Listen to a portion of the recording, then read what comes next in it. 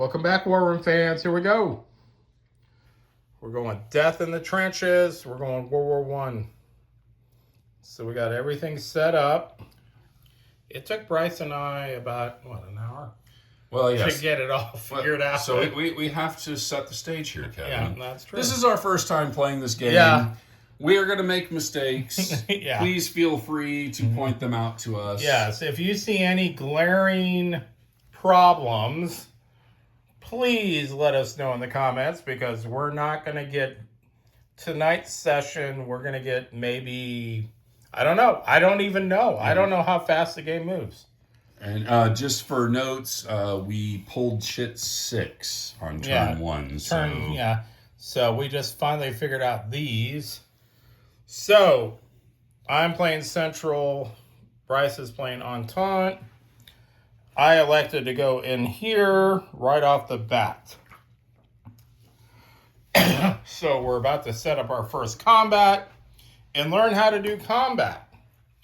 So I'm very excited about this game. Yes, because the Bryce and author of this game said it's the best combat system ever. That is true. Bryce and I have, after reading the rules, I truly believe the guys who play tested this and made this game is like, these guys are comm sim through and through, masters of war games. So I'm hoping it is the best World War I game we'll ever play.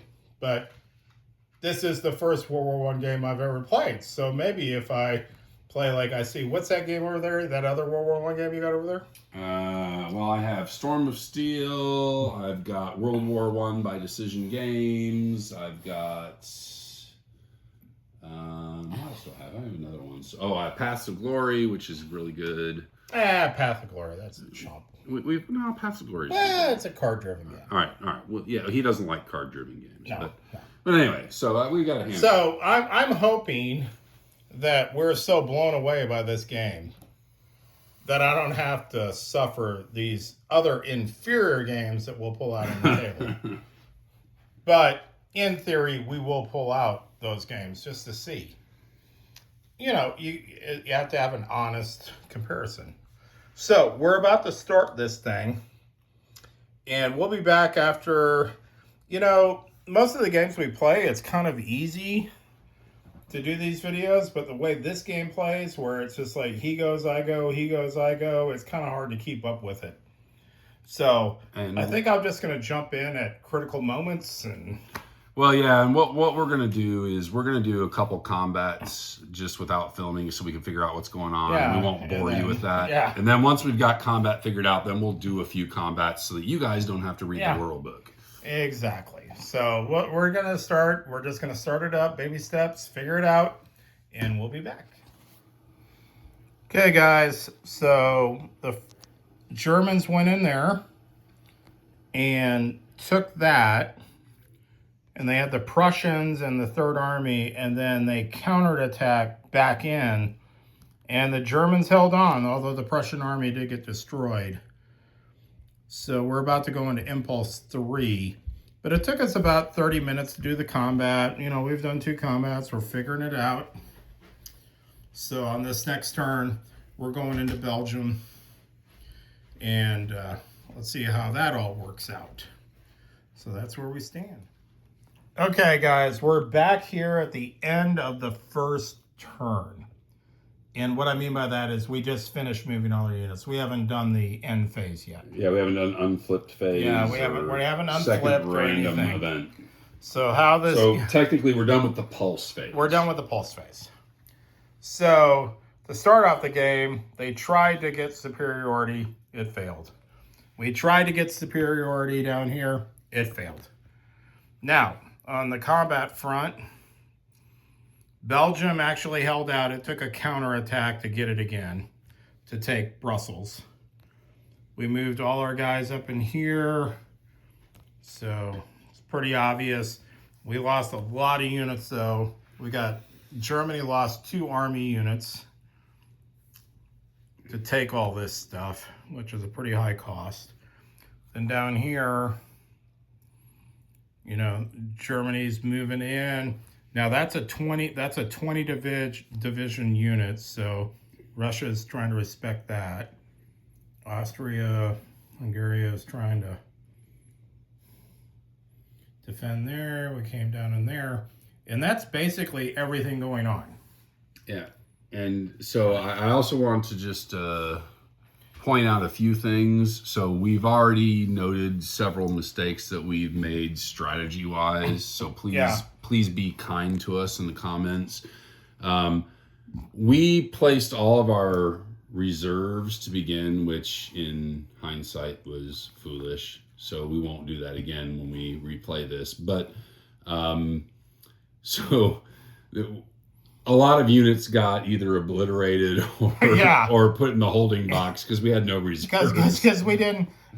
So we pulled event 6. We got our reserves. And then we said, oh, well, we'll just beef up all our armies. And we both went into combats with no national reserves.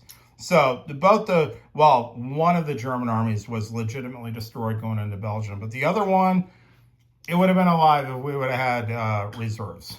Yeah. And I think the same thing happened to the Allies or the Entente. Yeah. So feel free to point out our foolishness, but don't sabotage us because this is the first time we're playing. Us. Now, the other question we had, what in the hell do we do with this?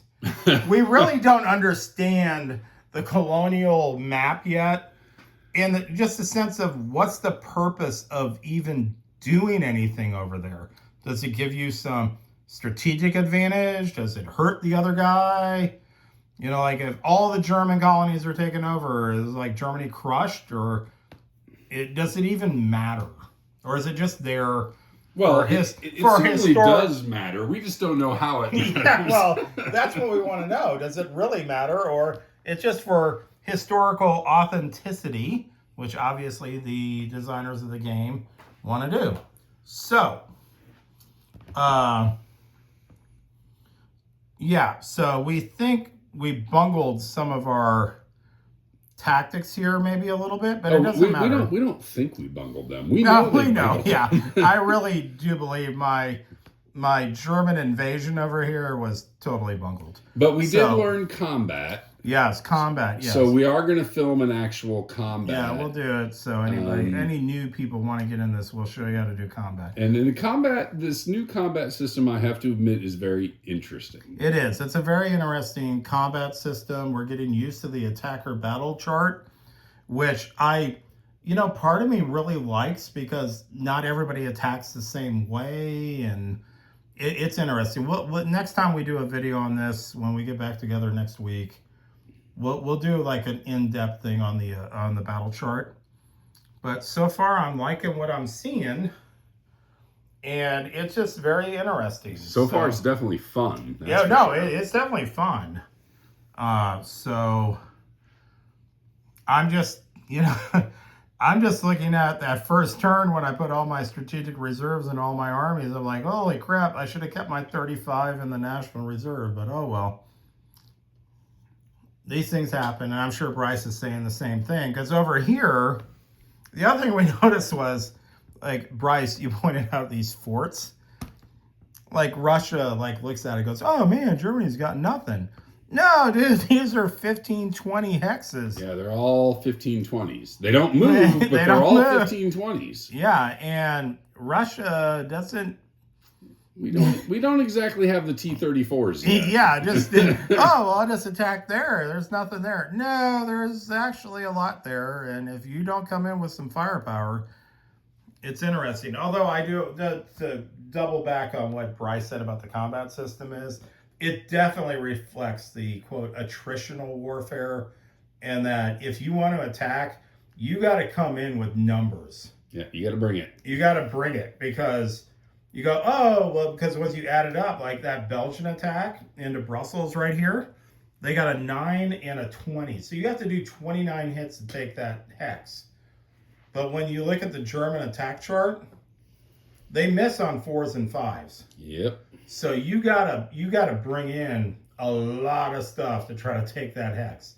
You go, well, it's just 29 hits. Yeah, but you know, like when I attacked it initially, I think I rolled 5 5s. They were all misses. I Yeah. rolled like 3 4s. And if you don't Yeah. kill the fort, it Yeah, gets all of its yeah. points back. It gets yeah, and then you got to do it again. Now he's a 20. So it's a very interesting combat system. We haven't overrolled yet, although I think we've had 3 max rolls. Yeah. Where we hit the actual number Yeah. 3 times. I think Bryce did it twice and I did it once. Yeah, we haven't had an overroll. Oh, yeah. When he said screw it, let's send in a Russian unit here. That Let's didn't see what go well happens. at all. Yeah, I max rolled the 15. Yeah. It was kind of funny. But... Yeah, note to self, don't attack Tannenberg on the first turn. Yeah, especially it's in a swamp. So, no, we're having a really good time with the game. And so we're going to get back next week. Well, we got to finish up this first turn. Yeah, we'll finish this turn. Maybe I'll come back with a video here real quick on how the turn ends. And then off we go. So, actually, I'm looking at the time. I might be able to hang out here a little bit. We'll do turn 2, the events. We'll go through this setup, and then we'll stop at the pulse phase. So I think that's what we're going to do tonight. So I'll get you guys some follow-up videos. Get back. Okay, guys, we're back. So we just officially ended the first turn. We did all the events. And Central Powers had the opportunity to declare war on Italy, but we foregoed that because we have nothing over there to stop them. Although Bryce did bring up some interesting points about how Italy would have to go through like a fort, and it's not like Austria and Hungary doesn't have any defense against them.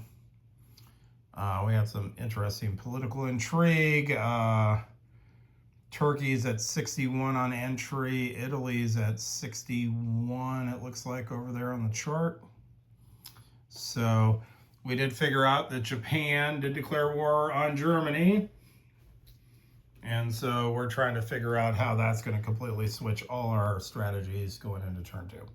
Because the Japanese have shown up. So this seems interesting to me. We're just going to see how it plays out. One of our questions was, can Turkey move any of their units until, if they're not in war, because they haven't declared war yet, they're static until they declare war. So we're still reading some of the little, the subtleties of the rule book and everything, but everybody's unflipped. So we're very excited about going into turn 2.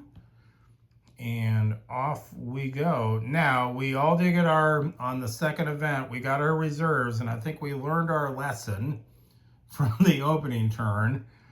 And it's probably nice if you keep some in strategic reserve.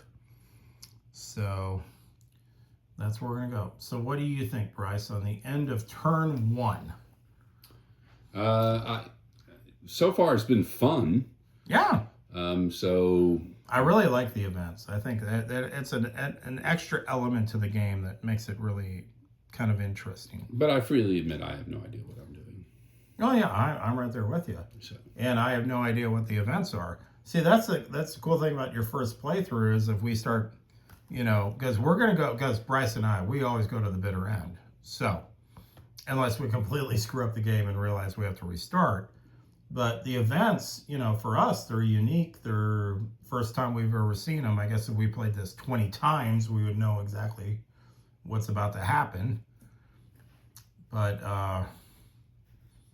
yeah, so this is good. So we're gonna cut it off for tonight. This is our first foray into it. So I will be back over at Bryce's next weekend. And maybe we'll get a Saturday session in where we can play a good 8 to 12 hour session on it. Because tonight it was Friday night, so I'm only here for like 4 hours. Plus we finished setup and stuff. So we haven't played for like 3 hours.